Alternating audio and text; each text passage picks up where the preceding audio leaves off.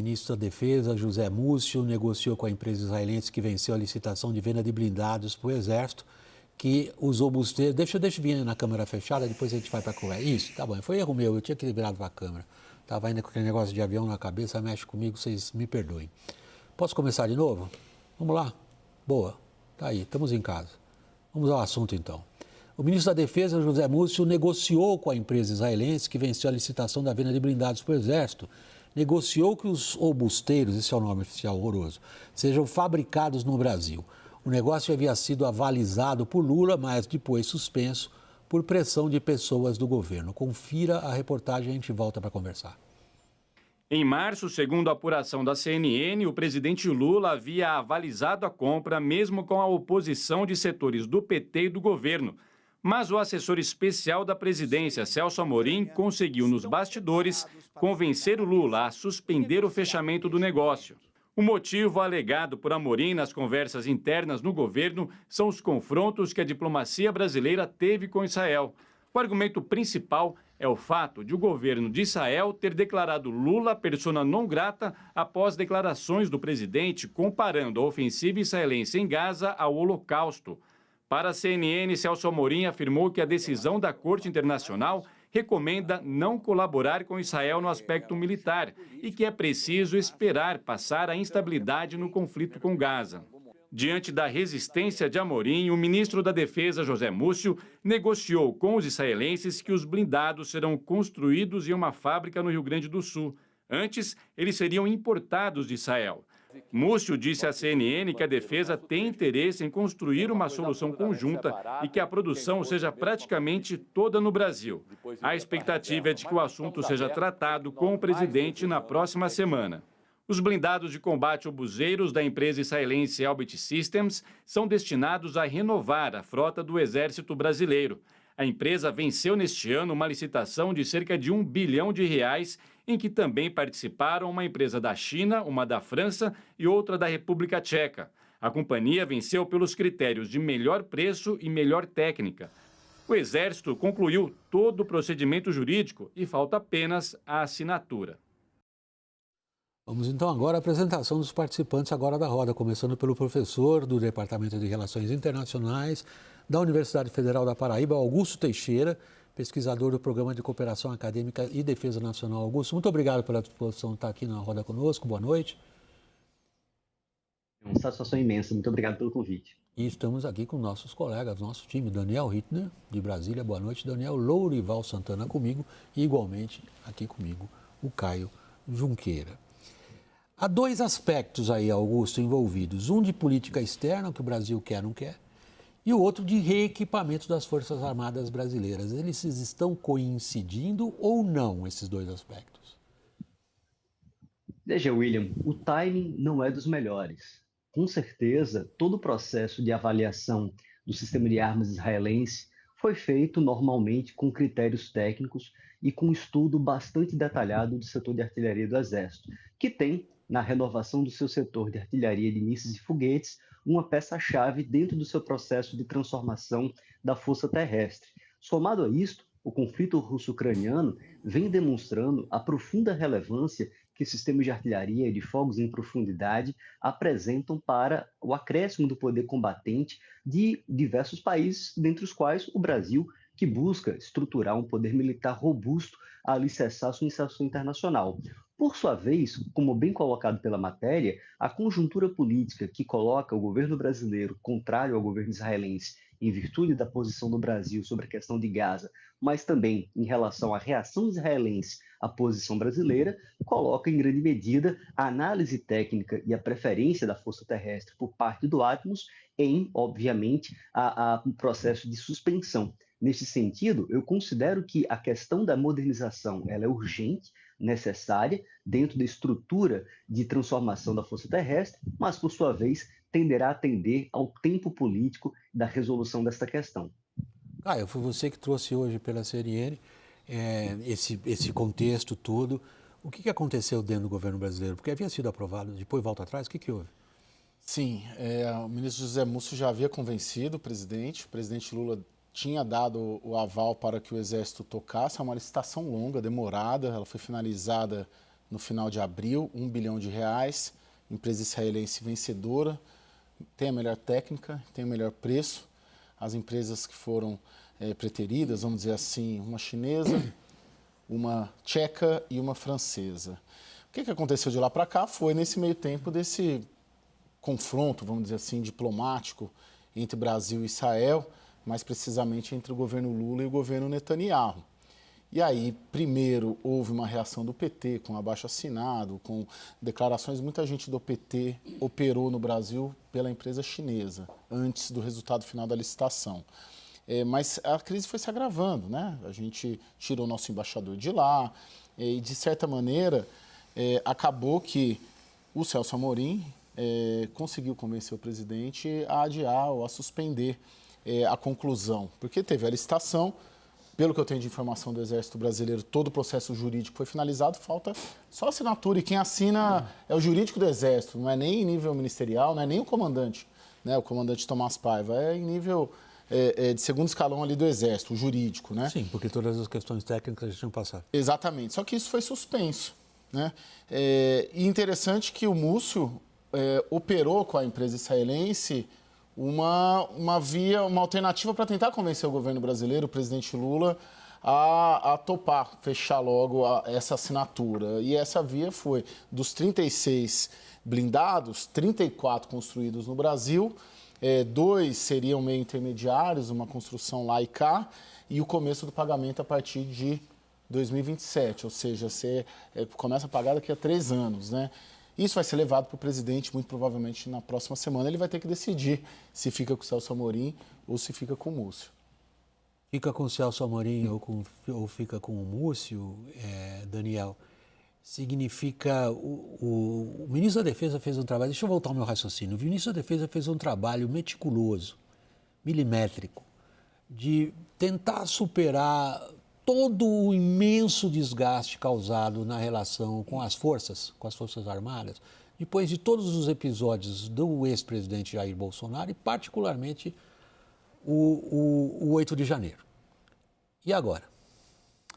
Esse contexto político interno é muito importante e o recado é o pior possível. É um recado de desvalorização, de descredibilização de um processo muito rigoroso e técnico da força, do Exército, no processo de aquisição desses obuseiros. Eles são muito importantes para o reequipamento do Exército. A frota que existe hoje é uma frota comprada em parte na Segunda Guerra Mundial, em parte nos anos 70. Esses novos blindados dão à força uma capacidade de lançar muito mais tiros em muito menos tempo, são padrão OTAN e, além da técnica e além do preço, uma coisa que foi discutida pelo Exército foi o offset tecnológico.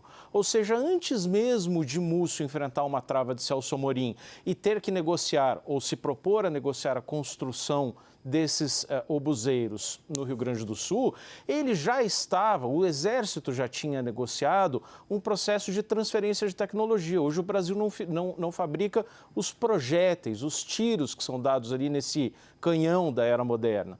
E esses projéteis passarão a ser fabricados pelo Brasil, prioritariamente pela Imbel. Então, é um processo de descredibilização de todo o processo. Veja, William, só para complementar, Celso Amorim tem frisado que o governo brasileiro não tem nada contra os judeus, não tem nada contra Israel, tem crítica, sim, ao governo Netanyahu. A Elbit não é do governo Netanyahu, a Elbit é uma empresa de Israel. A gente está diante do impacto geopolítico no reequipamento das Forças Armadas brasileiras, Lorival. A gente às vezes pensa que essas coisas que acontecem lá fora, acontecem lá fora. Não, acontecem aqui dentro, no nosso colo. E esse é um exemplo evidente disso.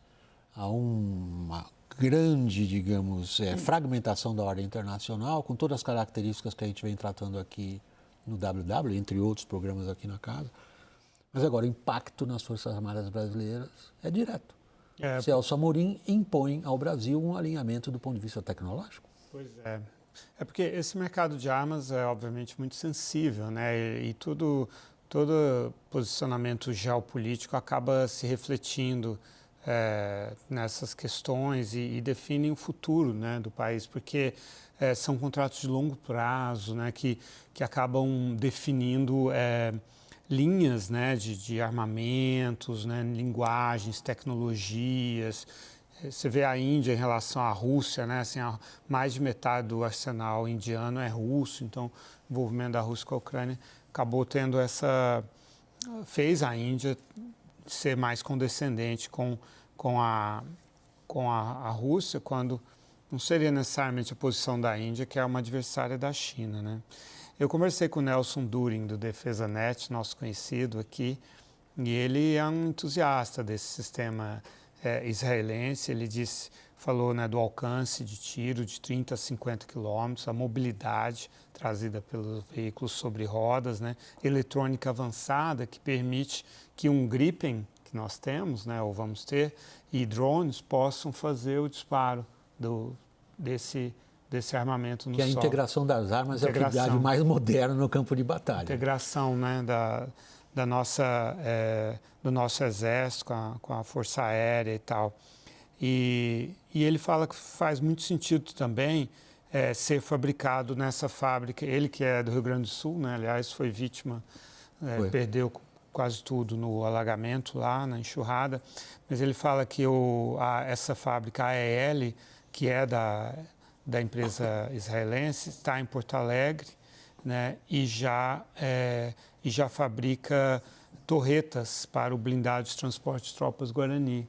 Então, a ideia é utilizar, né, essa mesma planta. Então, ele fala que esse obuseiro casa muito bem com a viatura blindada de combate de cavalaria Centauro, cujos 2 protótipos estão sendo recebidos nos próximos dias. É interessante a sacada, né? O Múcio é um político experiente, né? 50, 60 anos de carreira, e a solução que ele pega é alinhar ali uma solução próxima a um pensamento até petista, né? Valorizar a produção nacional, né? Trazer a produção para cá, valorizar a transferência de tecnologia, e ainda a dúvida se ainda assim vai convencer. Mas você vê a sacada de político safo, né? Ele vai pegar ali num argumento que ele acha que ele pode conquistar o coração do presidente assim. E ainda assim a gente não sabe se vai conseguir. Nesse ponto da conversa, Augusto, em que medida os posicionamentos de política externa do Brasil já têm, e qual seria, de impacto nesses programas de modernização das Forças Armadas? William, eu considero que o impacto ele é direto. E por quê? Como bem colocado pelo Lorival, nós vivenciamos os impactos das disputas geopolíticas que se impõem contra nós e que nos cercam. Nesse sentido, temos a discussão relacionada a PT e Norinco como lobby, é algo que seria esperado na perspectiva de que o mercado e o comércio de armas é um mercado extremamente político que passa por governos e, obviamente, tem um arrasto tecnológico de dependência tecnológica muito robusta. Nesse sentido, seria previsível que a China, que cada vez mais busca entrar no mercado de defesa latino-americano, iria tentar, em força, ter cada vez mais a possibilidade de conquistar contratos no Brasil. E, nesse sentido, a busca por apoio parlamentar do partido do governo é algo profundamente esperado. Nesse sentido, a perspectiva do sistema de artilharia, do veículo blindado de combate autopropulsado do obuseiro Atmos, é muito positiva, na perspectiva de que ele passou pelo crivo técnico do Exército, ele é um sistema que tem plena complementaridade com a transformação da força terrestre e, em particular, com a renovação da artilharia de mísseis e foguetes, mas sofre a questão do timing. E sobre o timing, é importante que se considere que é muito improvável, não obstante a crise política e diplomática que vivenciamos na América Latina, mas também com Israel, que isto vá produzir um elemento de corte das relações comerciais no campo da defesa com Israel. Primeiro, como bem colocado, a crítica ou a disputa é entre governo Lula e Netanyahu, não entre Brasil e Israel. Some-se ao fato de que Israel é um país extremamente pragmático dentro do campo do comércio de armamento. E o Brasil é um mercado muito relevante. Israel tem uma presença no mercado brasileiro há um bom tempo, inclusive com fábricas subsidiárias no Brasil, e tem, em grande medida, uma capilaridade relevante na produção de sistemas de armas, desenvolvimento, mas também na capacidade de trazer ao país tecnologias robustas que nós não dominamos completamente por aqui. Assim sendo, considero que a crise que se impõe em relação à dificuldade da finalização deste contrato,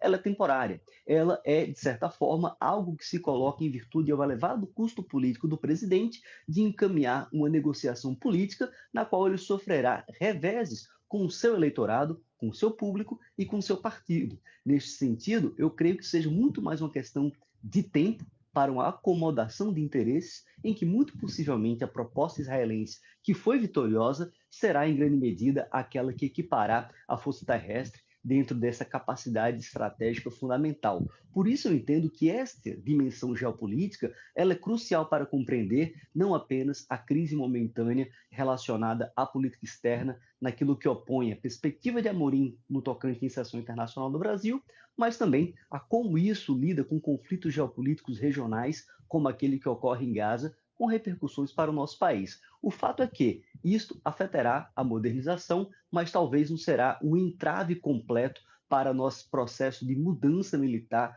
que ocorre no país há um bom tempo.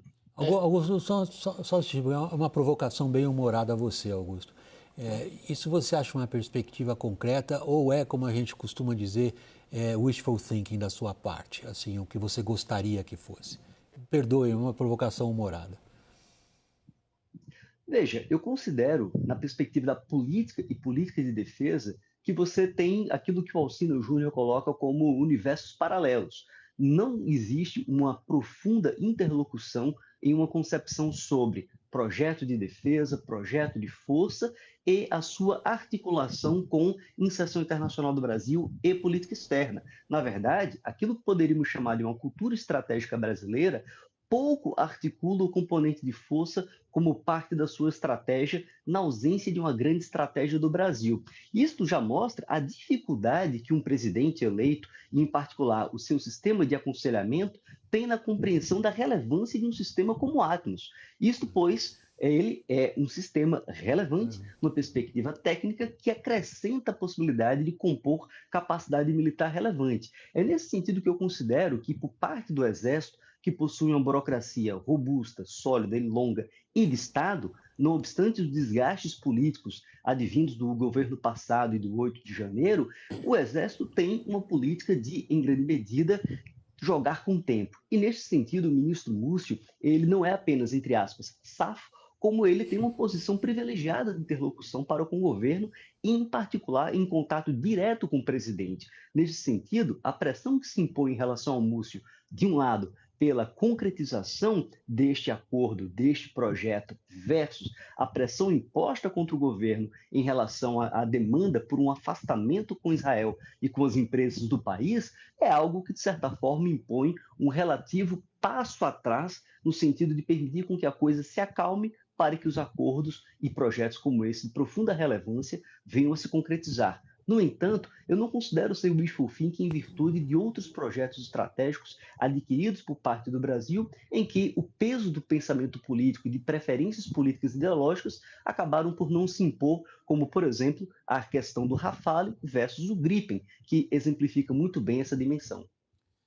Não, eu ia colocar essa questão do time, né, que o professor coloca. Hoje eu conversei com os dois. Eu conversei tanto com o Celso Amorim como com o Zé Múcio para construir a reportagem. O Amorim, ele diz que ele não coloca assim, não vamos comprar. A mensagem é assim, não vamos comprar agora. Né? E eu sinto assim, isso não me foi falado. Agora, quer dizer, dada a situação no Oriente Médio. Dada a situação no Oriente Médio, provavelmente, fico pensando assim, de repente se o Netanyahu cai, e acaba viabilizando uma retomada de relação, porque a bronca é com o governo Netanyahu. Ele coloca, por exemplo, uma frase que eu achei muito simbólica, né? Essa empresa, ela ganhou por técnica e preço. O preço é o melhor, e de todos os militares que eu converso, né, e vocês também, coloca que o próprio professor Sandro, né, que costuma vir aqui, que é imbatível. a comparação desse equipamento com qualquer outro, assim, diz que a distância é brutal, né? Tanto que ganhou por técnica e preço. E o que o Celso Amorim fala? Que numa questão como essa, segundo ele, claro, não é somente a técnica e preço que é preciso ser visto, que o componente político-diplomático também é preciso ser considerado. E isso que, na visão dele, está sendo considerado nos argumentos dele. Esse é o argumento central que me chamou muita atenção. Daniel, você ia intervir? Vamos só lembrar aqui que não é a primeira vez que o fator geopolítico ou pitadas de política externa influenciam numa decisão da defesa, da indústria de defesa de forma mais ampla, inclusive. No ano passado, a Ucrânia procurou o Brasil com muito interesse em comprar cerca de 400 blindados Guaranis, que são fabricados em Sete Lagoas, em Minas Gerais, pela Iveco. E esse projeto, inclusive, o dos blindados Guaranis, quando alguém de fora compra, o Brasil, por exemplo, agora está negociando uma venda para a Argentina de Javier Milei. Se alguém compra esses blindados Guaranis da Iveco, o Exército ganha royalties sobre isso. O Exército ganharia royalties sobre essa venda para a Ucrânia e houve um pedido do PT para que se vetasse e o governo brasileiro vetou a venda para a Ucrânia. Então, isso não é a primeira vez que acontece. Lorival, o professor Augusto estava levantando um ponto assim, que é quase, não é filosófico não, porque aí parece que a gente está diminuindo a importância do ponto que ele levantou, porque é filosófico. Não, é claro como princípio que ele coloca. Ele coloca que, na visão dele, as condições geopolíticas são de tal ordem que elas, no final e à conta de toda a turbulência política, acabam levando o governo brasileiro a tomar uma decisão, eu vou botar entre aspas, racional. Porque decisão racional do ponto de vista dos nossos interesses aqui seria, na avaliação dele, seguir adiante com aquilo que a bem equipada burocracia do Exército considerou ser o melhor preço, melhor condição, melhor qualidade, aquilo que, do ponto de vista do desenvolvimento, da transferência de tecnologia, nos favoreceria, isto acabaria se impondo às visões geopolíticas / ideológicas da situação internacional. Sim? Nem sempre. Talvez nesse caso sim, talvez nesse caso sim. Mas houve na licitação dos aviões, né, a forma como o Brasil desistiu dos F-16, né, F-18, foi por razões ideológicas, né, e era também governo do PT. Agora, recentemente, no episódio, no início da guerra, quando a Alemanha precisou, né, daquelas munições para os Leopard, né? Isso. O Brasil também recusou. Teria sido um bom momento para ter ali uma articulação boa, né? Poderia ter ali feito uma troca ali, né? Uma negociação que envolvesse questões estratégicas para o Brasil no momento de fragilidade da OTAN, né? Com relação à Ucrânia, ajudar a Ucrânia, e por razões políticas o Brasil recusou, sendo que era um armamento que tinha sido fornecido pela própria Alemanha, né? Então, existem momentos em que, e agora toda essa tendência a se interessar pelo armamento chinês e tal, que fica completamente, né, de uma matriz completamente distinta da matriz da OTAN que a gente utiliza, acho que existem sim interferências que acabam prejudicando mesmo a nossa inserção no mundo tecnológico e comercial da indústria de defesa. Mas talvez nesse caso dos blindados está com a cara de que vai acabar comprando de Israel mesmo. O Múcio, ele me disse que uma nova licitação, por exemplo, demoraria 3, 4 anos, né? Para ser realizada, finalizada, para começar tudo de novo. Então, essa demorou mais de ano. Essa vencida pelos israelenses começou em 2017. Sim, disse que é complicadíssimo. Então, a gente está falando de substituição de tanques egressos, parte deles, da Segunda Guerra. O Múcio me deu 320, né? Esses 36 estão substituindo 320 tanques. E ele colocou esse prazo, né, de 4 anos, no momento, né, em que o mundo está se militarizando, né, ampliando os investimentos os gastos militares estão crescendo violentamente, por sinal. Exatamente. Nós talvez chegaremos a 2% do PIB, Augusto, em empenhos com gastos militares? Veja, eu creio ser muito difícil, mas o que mais me coloca em mente em termos de relevância é a composição do gasto militar. Pouco adiantaria chegarmos a 2% do PIB, continuando com a estrutura de gastos que temos hoje, que privilegia mais de 80% de gastos com pessoal. Na verdade, se mantivéssemos a estrutura de gastos atual, aumentando substantivamente o valor empenhado para investimento e custeio, a nossa situação poderia melhorar. Inclusive, mesmo sem aumentar os gastos militares, algo que seria extremamente benéfico seria uma participação do campo político estratégico no âmbito da defesa para a priorização de projetos estratégicos da defesa, ou seja, a constituição de um cenário de defesa que seja de fato conjunto, somado, obviamente, a um modelo de força conjunta que ensejasse sistemas de armas a serem desenvolvidos e adquiridos. E isto, infelizmente, nós não temos. Ou seja, mesmo sem gastar mais, de forma organizacional, poderíamos produzir maior capacidade combatente daquilo que pensamos como poder militar brasileiro. Mas, claro, ao aumentar o investimento em defesa, isso possivelmente traria muitos benefícios, não apenas para a capacidade combatente, com a aquisição de novos sistemas de armas, mas também para a possibilidade de novos sistemas de treinamento, adestramento e, em particular, de grandes unidades, o que se mostra fundamental para o desenvolvimento doutrinário e aperfeiçoamento da tropa. Agora, isto tudo que eu estou colocando é algo que demanda um Ministério da Defesa mais robusto, mais forte e com uma comunicação muito singela entre aquilo que se deseja do campo político para a defesa, traduzido para o campo estratégico e em diálogo com as Forças Armadas. Ou seja, pouco adianta falar de gasto de defesa sem, obviamente, considerar a estrutura e em como isso se soma a objetivos políticos, em particular de defesa e inserção internacional do Brasil, William. Augusto, muito obrigado, porque você está colocando aspectos de enorme abrangência, mas eu queria passar para os nossos repórteres políticos aqui a seguinte provocação também. Mas o que a gente vai discutir é a Previdência Militar, não é, Daniel? A Previdência Militar tem pouquíssima chance de prosperar porque o Exército, a FAB, a Marinha, por meio de José Múcio, ministro da Defesa, já fizeram chegar ao Palácio do Planalto o seguinte recado: isso sim tem chances de desestabilizar um pouco ali a pacificação que houve desde janeiro de 2003 nos quartéis.